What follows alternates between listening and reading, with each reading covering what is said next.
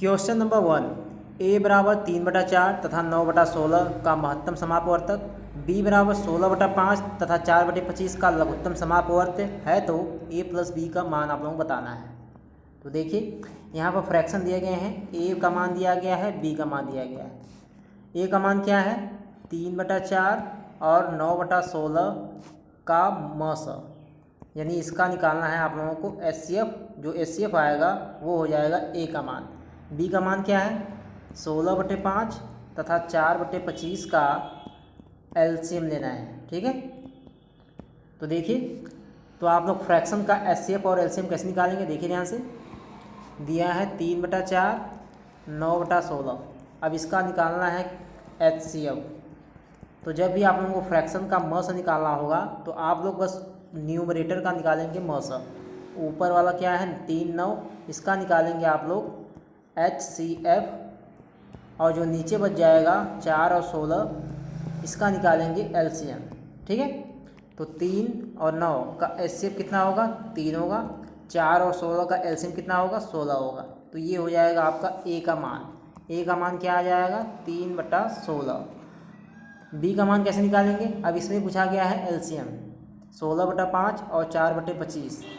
16/5 और 4/25 का एलसीएम, इसका एलसीएम निकाल देंगे तो वो बी का मान निकल जाएगा। अब यहाँ पे एलसीएम निकालना है तो ऊपर वाले का निकालेंगे एलसीएम। ऊपर क्या है 16 और 4 और नीचे क्या है 5 25। 5 25 का क्या निकालेंगे एचसीएफ। ठीक है, जस्ट उल्टा होता है।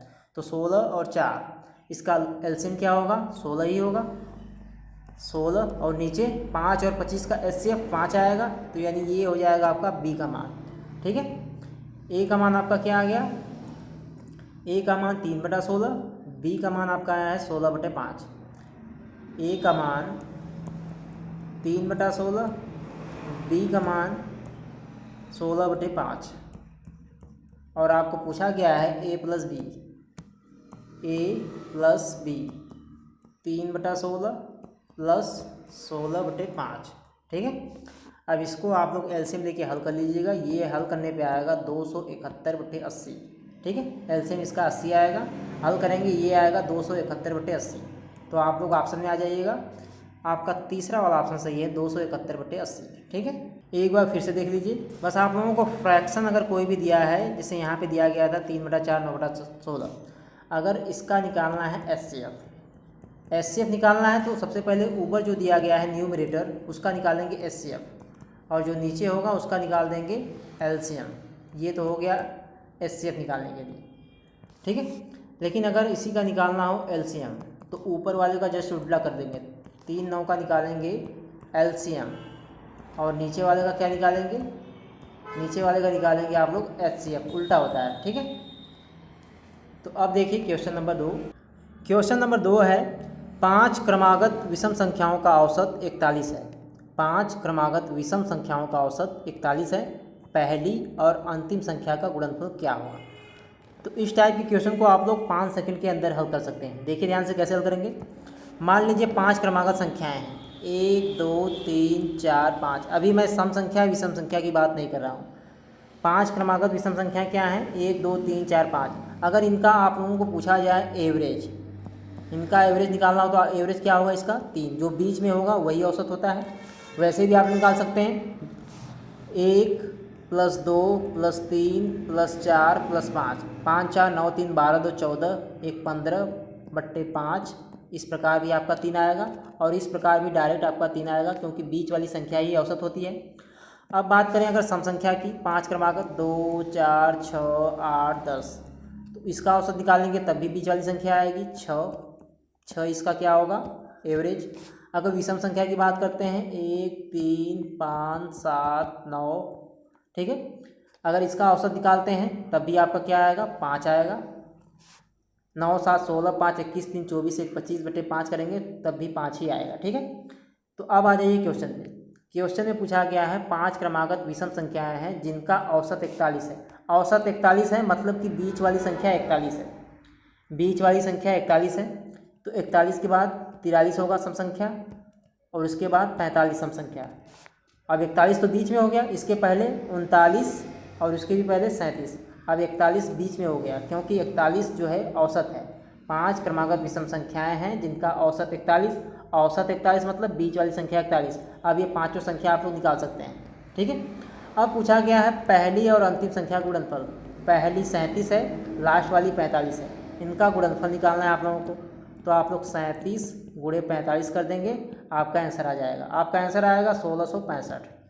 गुणा करने पे 1665 आएगा। आपका ऑप्शन नंबर बी सही है, 1665, ठीक है। तो ये है आपका दूसरा क्वेश्चन। क्वेश्चन नंबर 3 देखिए, क्रय मूल्य और विक्रय मूल्य का अनुपात 5:4 है, हानि प्रतिशत क्या है। ये तो बहुत ही इजी क्वेश्चन है, देखिए कैसे करेंगे। क्रय मूल्य और विक्रय मूल्य CP/SP, इसका अनुपात दिया है 5:4, यानी CP का मान 5 है, SP का मान 4, ठीक है। अब क्रय मूल्य ज़्यादा है इसलिए हानि होगी। लॉस बराबर क्या होता है CP - SP, यानी 5 - 4 यानी 1 की हानि होगी। अब पूछा है हानि प्रतिशत। आप लोग जानते हैं हानि प्रतिशत क्या होता है, हानि गुणे 100 क्रय मूल्य, ठीक है। तो इसी में आप लोग रख देंगे हानि कितने की हुई, 1 गुणे 100/5 काट देंगे, ये आपका क्या आएगा 20%, ठीक है। तो हानि प्रतिशत क्या है 20%। आपका ऑप्शन नंबर पहला वाला सही है 20%। आगे देखिए क्वेश्चन नंबर 4।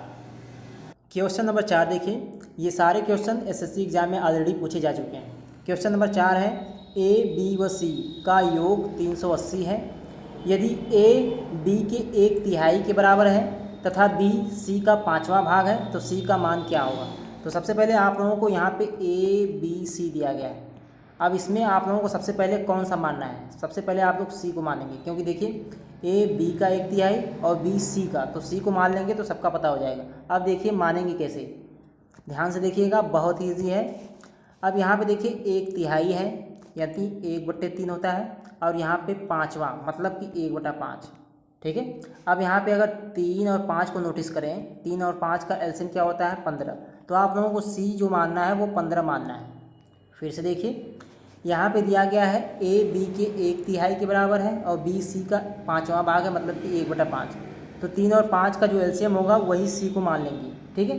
तो 3 और 5 का एलसीएम 15 होगा, इसलिए C बराबर 15, C का मान 15। तो B क्या हो जाएगा, B C का 5वां भाग है तो B का मान क्या हो जाएगा 15 का 1/5, तो B का मान क्या आएगा आपका 3, B बराबर आपका 3 आ जाएगा।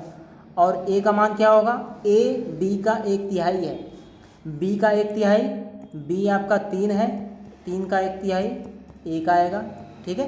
तो यानी ये A का मान क्या होगा 1 होगा, A का मान क्या आ जाएगा 1। अब इतना निकालने के बाद आप लोगों को क्वेश्चन में दिया गया है A B व C का योग 380 है। तो A 1 है, B 3 है, C 15 है, इनका योग जो है 380 के बराबर है। जोड़ेंगे 15 3 18 1 19 बराबर 380, काट देंगे, 1 का मान आपका आएगा 20। आपको क्वेश्चन में पूछा गया है C का मान यानी 15 का मान। जब 1 का मान 20 है तो 15 का मान 15 गुणे 20 आपका आ जाएगा 300, ये आपका आएगा C का मान, ठीक है। यही आपको पूछा भी गया था C का मान क्या होगा, आपका ऑप्शन नंबर डी सही है 300, ठीक है। क्वेश्चन नंबर 5 है आपका, एक टंकी के 3/4 भाग में पानी भरा है, 21 लीटर पानी निकाल देने पर टंकी का 2/5 भाग भरा रहता है, टंकी की धारिता कितनी है, ठीक है। टंकी में 3/4 भाग में पानी भरा है, अब इसमें से 21 लीटर पानी निकाल देने पर 2/5 भाग फिर भी भरा रहता है, ठीक है। 3/4 भाग भरा है पानी से, 21 लीटर निकाल देने पे 2/5 भाग भरा रहता है। तो 3/4 माइनस 2/5 बराबर 21 लीटर हो जाएगा। इस हिसाब से इसी को हल कर देंगे, आपका आंसर निकल जाएगा।